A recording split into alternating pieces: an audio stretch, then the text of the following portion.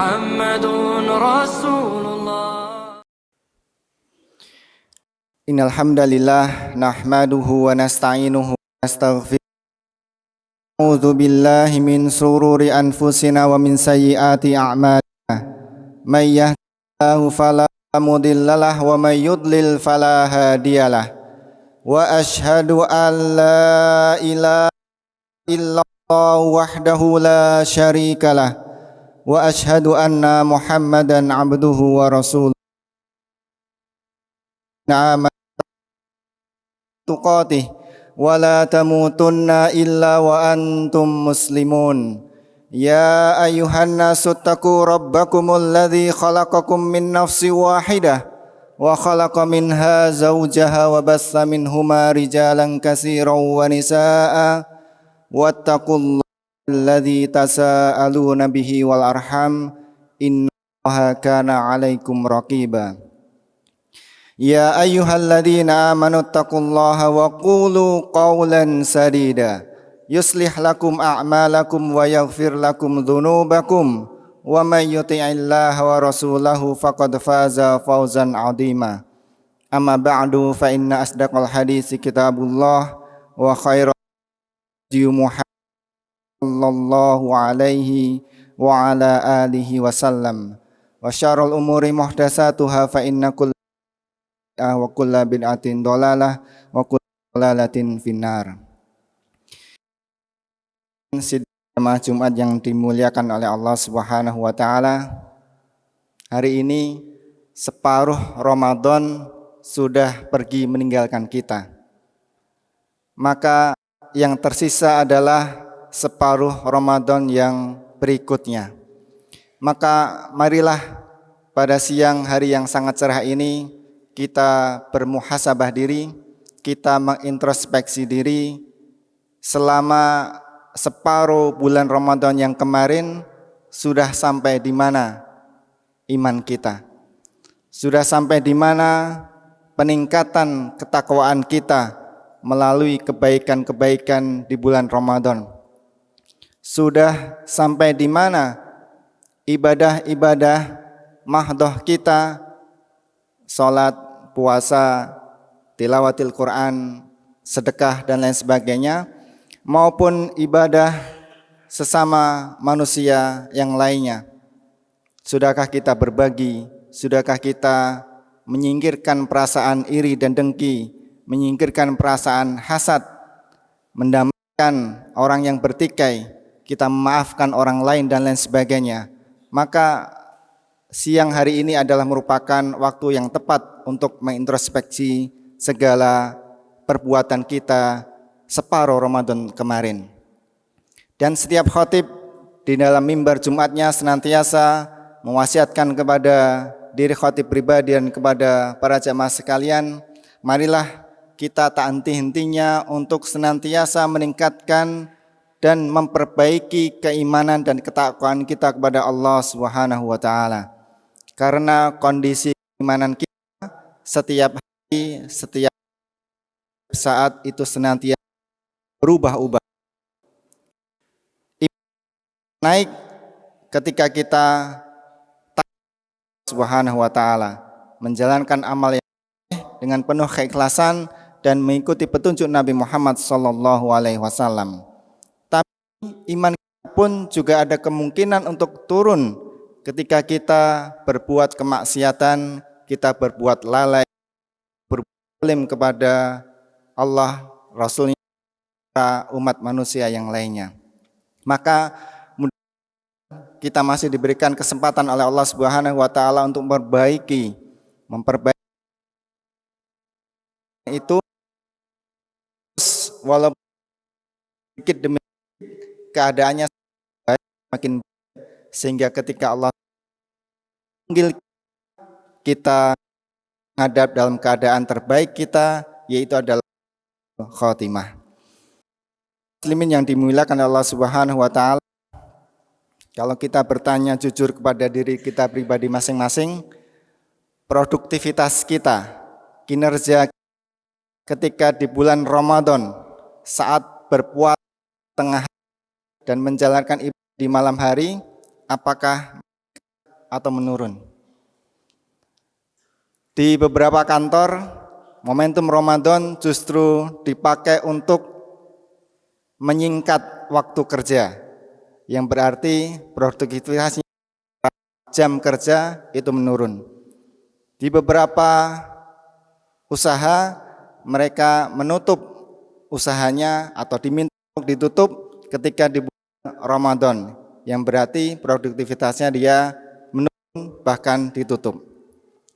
Tapi apakah seperti itu yang dikehendaki oleh Allah dan Rasul-Nya ketika Allah Subhanahu wa taala mensyariatkan puasa di bulan Ramadan?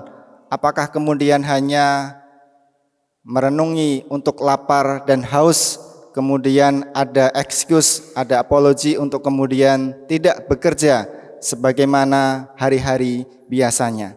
Maka kita melihat bagaimana data dan fakta orang-orang terbaik yang menjalani agama Islam ini dengan baik itu melewati Ramadan mereka, dan mereka ternyata mendapatkan kemenangan, mendapatkan penaikan produktivitas, mendapatkan karunia dari Allah Subhanahu wa taala berupa loncatan-loncatan prestasi yang sangat luar biasa.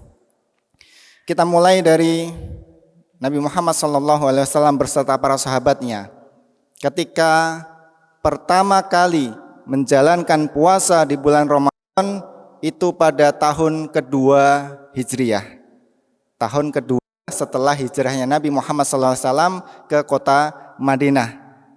Dan di tahun kedua itu terjadilah perang pertama kali kaum muslimin secara terbuka kepada musyrikin Quraisy yang kemudian kita kenal sebagai Badar. Maka perang Badar itu terjadi pada 17 Ramadan tahun kedua Hijriah, dan itu dilaksanakan oleh kaum muslimin pertama kali berbarengan mereka menerima syariat untuk berpuasa. Maka bisa dibayangkan pertama kali berpuasa kondisinya tertekan dan harus mempertahankan dirinya dan orang-orang di muslimin di Madinah, yang kalau peperangan itu kemudian seandainya menumpas barisan muslimin, maka kita tidak tahu bagaimana penerus generasi Islam setelah generasi Badar tersebut. Dan akhirnya kalau kemudian kaum muslimin dengan alasan puasa dia kemudian menanggalkan jihadnya fisabilillah, maka itu bukan ajaran Nabi Muhammad SAW. Maka kita mendapati sejarah kemudian mencatat kemenangan, termasuk kemenangan yang gemilang adalah kemenangan di perang Badar. Maka kemudian di Idul Fitrinya adalah Idul Fitri yang pertama bagi kaum muslimin di Madinah saat itu, maka dilalui dengan penuh sukacita karena dia merasakan kemenangan secara duniawi setelah perang Badar, dan juga merasakan kemenangan karena janji Allah Subhanahu wa taala untuk diterima puasanya di bulan Ramadan tersebut. Loncat berikutnya di tahun ke-8 Hijriah adalah merupakan momentum dibukanya kota Mekah atau kita kenal sebagai Fathu Mekah. Maka Fathu Mekah itu pun juga terjadi di bulan Ramadan. Sebuah penaklukan kota yang amat dan luar biasa tercatat sejarah, sehingga tidak ada satu tetes darah pun yang kemudian tumpah ketika terjadi penaklukan kota Mekah. Bahkan mu'akhirih ahli sejarah mencatatkan tidak ada satu ranting tidak ada tercerabut, karena kaum muslimin amat sangat mencintai bagaimana menjaga darah dan manusia dan ekosistem yang lainnya. Itu terjadi di bulan Ramadan. Berikutnya perang Tabuk yang sangat heroik, Romawi, negara adik kuasa saat itu juga terjadi di bulan Ramadan. Nubia adalah salah merupakan gerbang pintu masuk Islam di daerah Afrika Selatan, itu pun dibuka tahun 31 Hijriah di bulan Ramadan. Maka setelah itu Islam bisa masuk ke Afrika Selatan dengan bebasnya.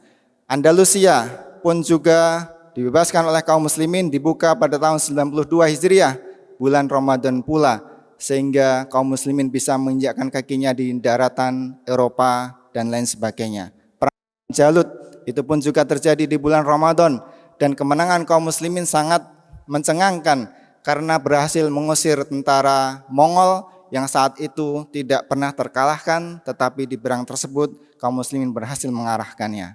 Dan terakhir, Indonesia yang kita cintai ini merdeka di bulan Ramadan pada tanggal 9 Ramadan tahun 1364 Hijriah.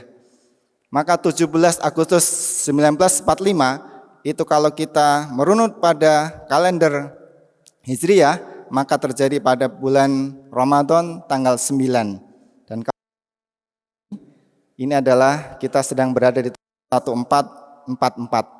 Artinya kita sudah merdeka 80 tahun kalau menggunakan kalender Hijriah.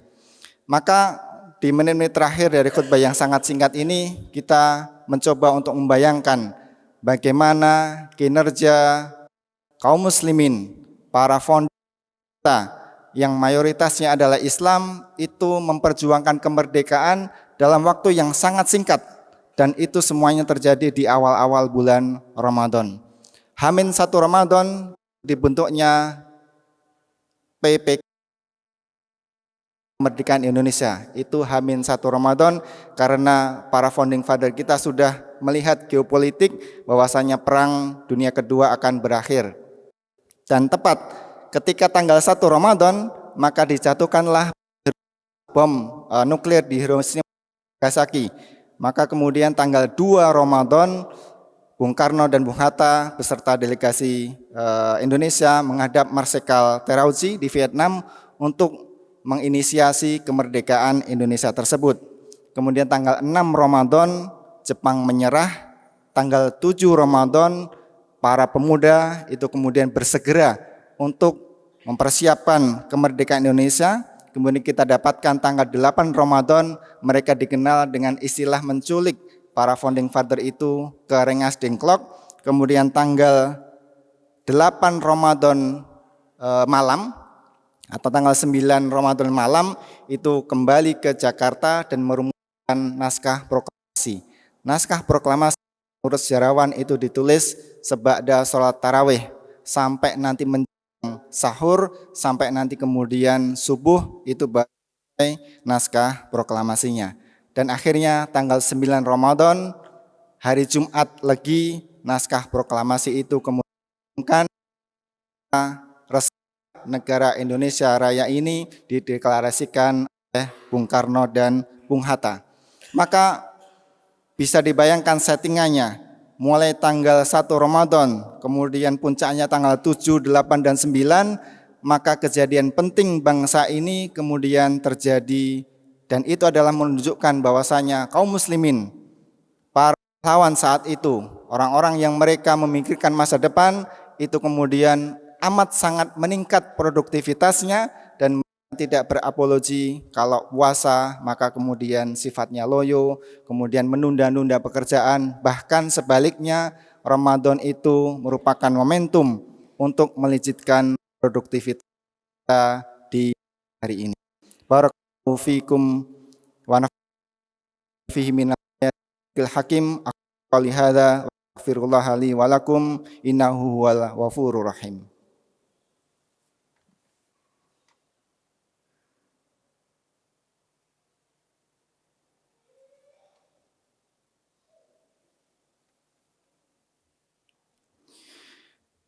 Alhamdulillah wassalatu wassalamu ala Rasulillah wa ala alihi wa ashabihi wa mawalah wa man tabi'ahum bi ihsanin ila yaumil qiyamah, amma ba'dah.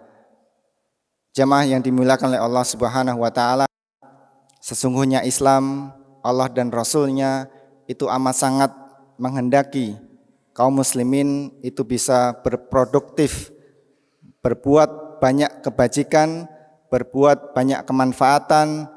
Bahkan salah satu tugas manusia di muka bumi ini adalah bagaimana menjaga ekosistem alam semesta ini, khalifatul fir'at, itu bisa lebih langgeng dan sustainable lagi.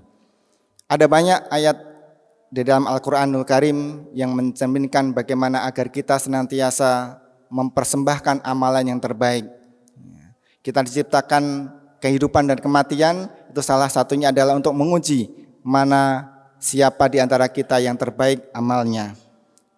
Dalam sebuah hadis Nabi Muhammad SAW sebagai menutup khutbah yang kedua ini, Rasulullah SAW pernah bersabda, Innallaha yuhibbul mu'min al-muhtarif.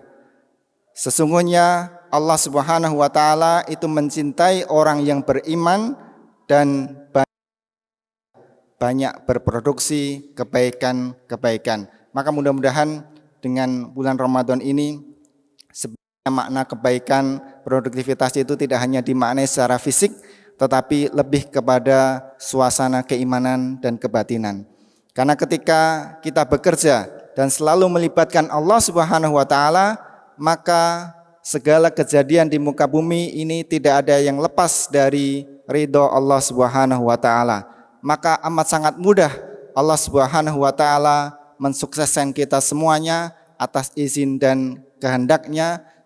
Segala kejadian yang kita inginkan, sesuatu yang tidak mungkin, itu akan menjadi mungkin di bulan-bulan Ramadan karena memang datangnya pertolongan Allah Subhanahu wa taala. Marilah kita berdoa kepada Allah Subhanahu wa taala memberkahi waktu-waktu kita ini, baik diri kita, keluarga kita dan orang-orang yang kita cintai. Innallaha wa malaikatahu yusholluna 'alan nabi ya ayyuhalladzina amanu shallu 'alaihi wa sallimu taslima. Allahumma ighfir lil muslimina wal muslimat wal mu'minina wal mu'minat al ahya'i minhum wal amwat innaka sami'un qaribun mujibud da'wat ya qadiyal hajat. Rabbana iftah bainana wa baina qaumina bil haqqi wa anta khairul fatihin. Rabbana hab lana min azwajina wa dhurriyyatina qurrata a'yun waj'alna lil muttaqina imama. Rabbana atina fid dunya hasanah wal akhirati hasanah benar. Wa sallallahu ala nabiyyina Muhammad wa ala alihi wa sahbihi ajmain wa akhiru da'wana alhamdulillahi rabbil alamin. Aqimis shalah. La ilaha illallah Muhammadun Rasulullah.